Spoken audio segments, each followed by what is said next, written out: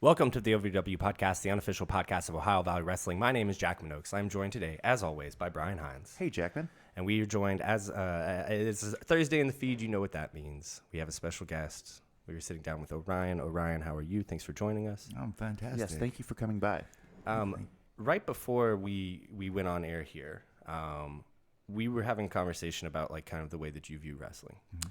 And one of the things that I noticed, I think, thematically that you kept touching on was like this idea of change and progress. Right. So within the last year, you've made a really, really big change. Why did you make the change from Blanco Loco to Orion? So the Blanco Loco moniker was kind of cast upon me upon going to Florida from New York. And it was something that, while it did get me to certain aspects of my career, you know what I'm saying, that I'm thankful for, it didn't always feel 100% like me. Right. And that was one of the biggest kind of like the hill, one of the biggest hills I had to climb was kind of like, I love being this mass character, but everybody kept on trying to kind of describe me as a luchador. And, while I have trained, in the lucha libre style, that's not, who Blanco Loco was. And it was very hard to really, accept that way, everybody looking at me one way when that's not the way I wanted to be perceived. Sure. So it just got to a point where it was, how do I change this? How do I be 100% me, and not fake it in front of the crowd? Because again, people can tell when you're being fake. Absolutely. You can fool some, but you can't fool all. So it got to a point where it was like, you know what? Let me take a risk. Let me, and this was in the midst of me and Luke Curtis, our back and forth battles for almost I think a year at OVW. Sure. For the Rush Division Championship. And it just got to the point where our feud had gotten so volatile that there needed to be some kind of end to it. And, and Luke took it upon himself to rip that mask off, which at the time I was absolutely just mortified with, because that was part of my identity. Sure, that's a big deal. It's one of the worst things you can do to one of your fellow competitors. Exactly, and he at the time I was like, you took something from me, but now, as the rebirth of Orion, what I'm saying, it got me thinking. It's like, did you take something from me, or did you release something? What do you think it is that Luke Curtis released? Well, I mean, anybody that's been watching the OVW Rise on Thursday nights, or even the new OVW Overdrive, can plainly see it's pure rage, pure violence, pure unadulterated, just absolute ass kicking. Right. I don't disagree with that. I mean, in the last few weeks since you've gone by Orion, you've got a mean streak and a tenacity that just was not there before. And I remember the first time that happened, we talked about it on the show. Yeah. And I remember saying something to the effect of, well, it's about time. Because I felt like you had a lot of talent and you were out there and doing the things, but you weren't getting as far as you could or wanted to. And I was glad to see that, because I feel like you've really stepped up, and I can't wait to see what's next. But one of the other things that I mentioned in that first episode where we talked about it was Orion, the constellation, is most known for his belt. What belt do you plan on going after? Currently, it's the Rush Division Championship, because honestly, I never received my rematch. And that's kind of the biggest thing that bothers me about OVW is, if I can sway away, is, talking about my opportunities or lack thereof. Yeah.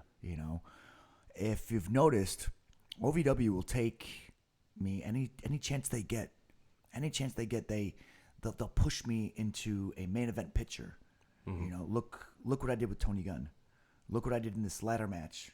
From Tough Love. Oh my God, that was incredible. The cage match with Luke Curtis.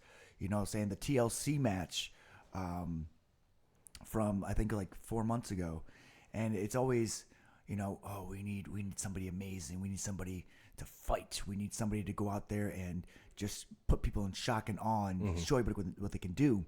And it's always me. It's always me. And that's when they look at me. But then all of a sudden, when it comes to me getting a championship match, it's not your time. But see, that's the problem, is it is my time, and I'm going to make it my time. And you mentioned me having a mean streak. It's not a mean streak. I don't like that verbiage simply because I'm not being mean. I'm here to win. I'm not here to make friends. You know, I'm here to win and carve my name into OVW history, to leave a legacy. So if somebody takes that as me being mean, so be it. But it's simply just business. For me, as a fan or a journalist, I hear you talking about missed opportunity, and we're talking about missed opportunity at the same time that this new version of you, this anger of you, this viciousness, this violence of you comes out. But now I hear you talk about missed opportunity. Is all of the mean streak of Orion purely out of the want to win? It's 100% out of the want to win. It's the 100% of the necessity to win.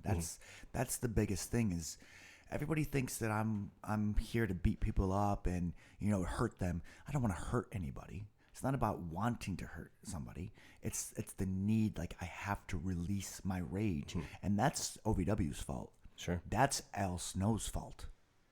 The reason that I'm so rageful is because, once again, I've been denied something. My OVW Rush Division Championship. And you can argue, oh, well, you had an opportunity at the ladder match. But did I really? It's hard to say. You had 7 men in that match. Right. 7 other men. And I beat all 7 of them in the past. Multiple times. I've beaten Cal Hero. I've beaten Hota Peso. Yeah. I just beat Will Austin. Yeah. I've decimated ZDP. Yes. Yeah. Maximo. He was out on the shelf for 6 months because of what I did. Yeah. You know? And then here you are, it seems like, You get again, denied an opportunity. 1/7 of a chance instead of a one-on-one chance. Exactly. Even Ragnar. I decimated him on OVW Overdrive just weeks prior. And yet, they think it's fair to throw me in a multi-man match. Okay. And I did my damnedest. I did my best. But I was, once again, I was screwed over because I was put in a situation where they didn't want me to win. And they know that. Because they know that once I win that OVW Rush Division Championship, nobody's taking it from me. That is yours. It's mine. And I was never given my one-on-one. Look at the history of OVW. How many opportunities have the Golden Lions gotten at the OVW Tag Team Championships? How many times? Too many, if you're asking me. Multiple.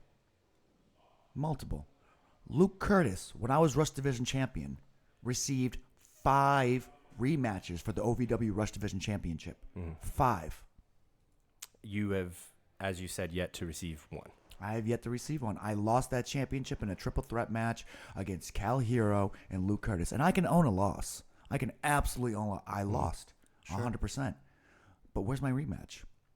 Where's my chance to redeem myself? Where's my chance? You want me to stop being so rageful? You want me to stop being so violent, so vicious? Give me peace. That's all I want. I want peace so I can settle.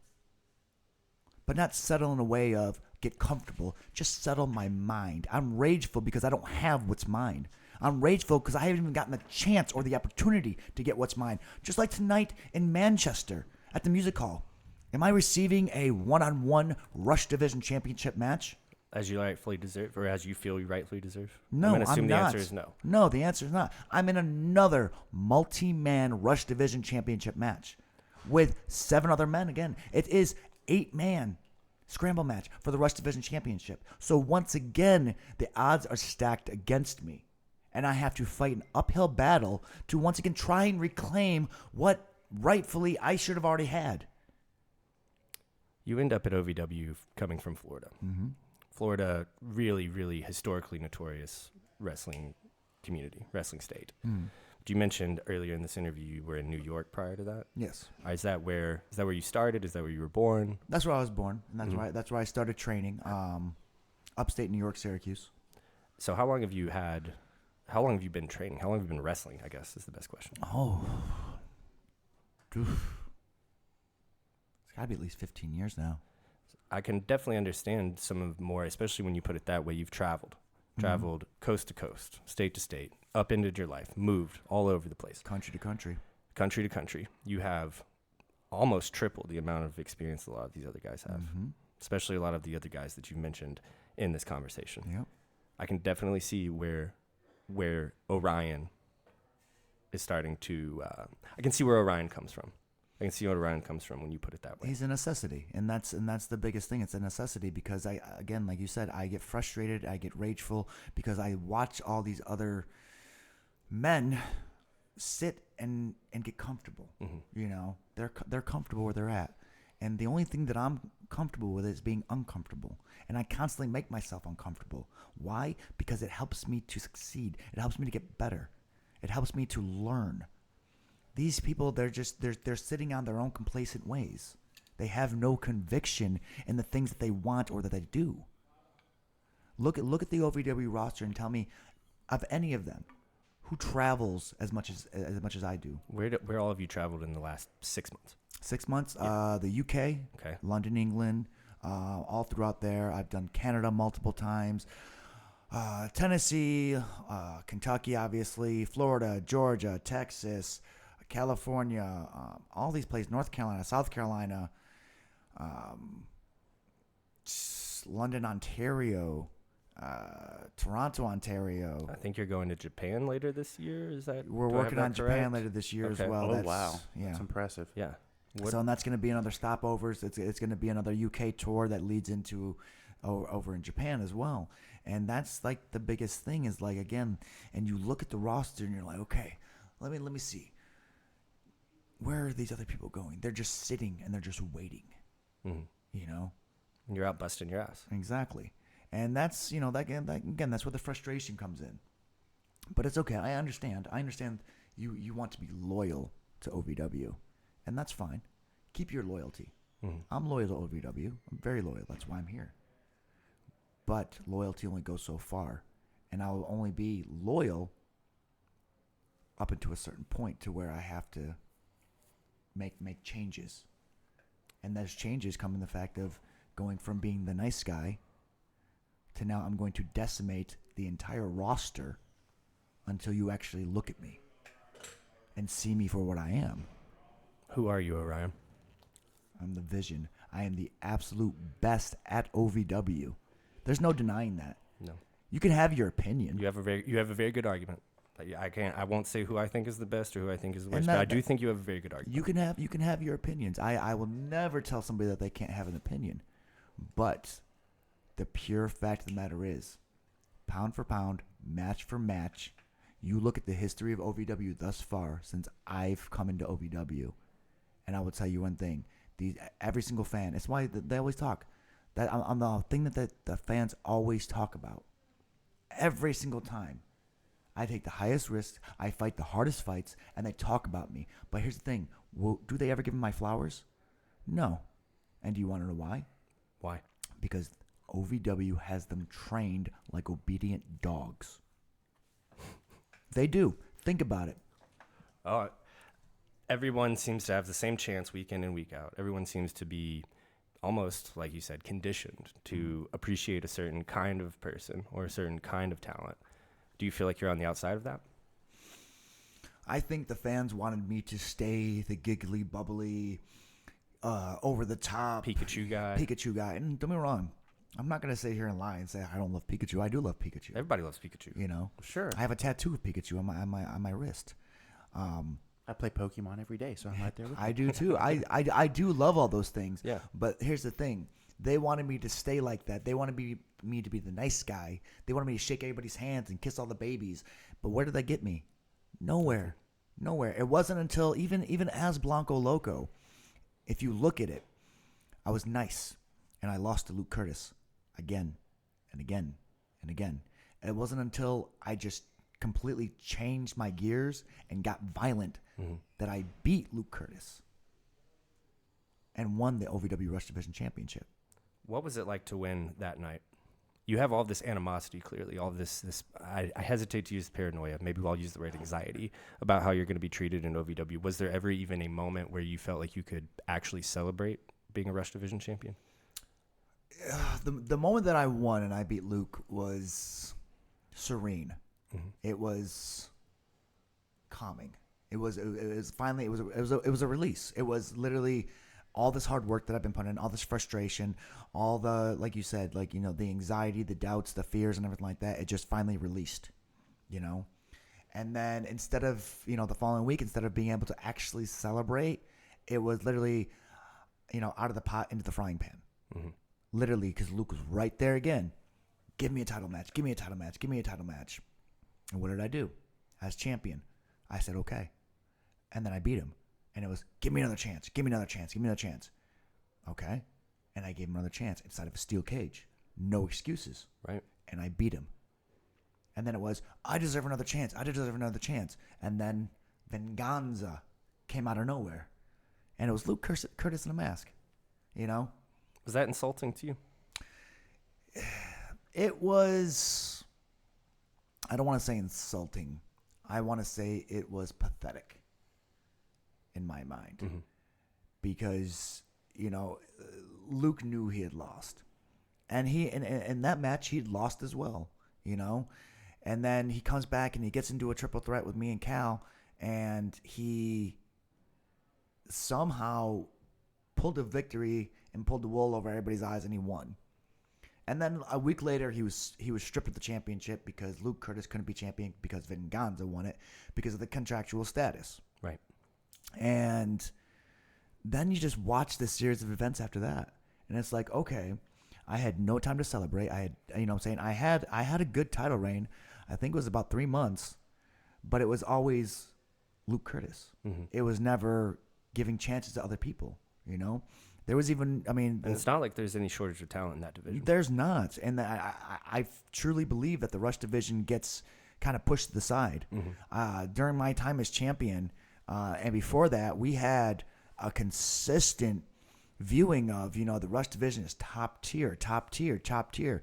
And then once Luke won it, and then, you know, as Venganza, and then he lost it.